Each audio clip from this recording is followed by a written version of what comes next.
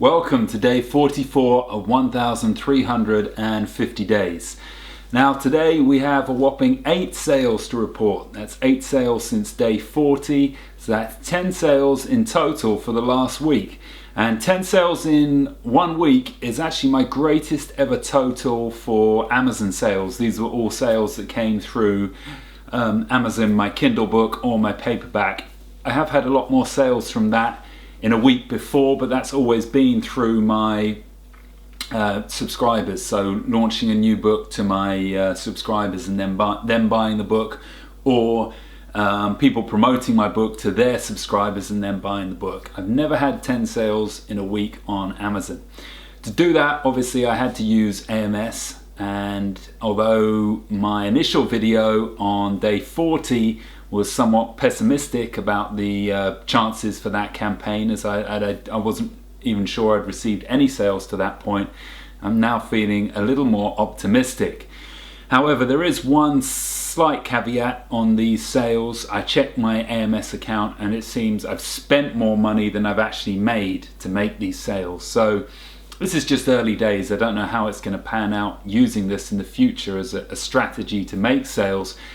But if the trend was to continue, whereby I'm spending more money than I'm making, I'd probably have to knock it on the head. I don't mind doing that for a little bit, just to try and build awareness of the book and hopefully push it up in the rankings to generate more organic sales. But as a long-term strategy, I would not be doing that, because I'd feel like I'm cheating myself, really. I'm losing money on my book.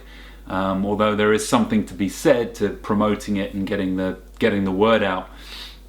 It also kind of goes against a guiding principle of mine, which is never really to go in debt on anything. And obviously this AMS campaign is in no danger of putting me in debt, but I don't like the idea of spending more than you're making, basically.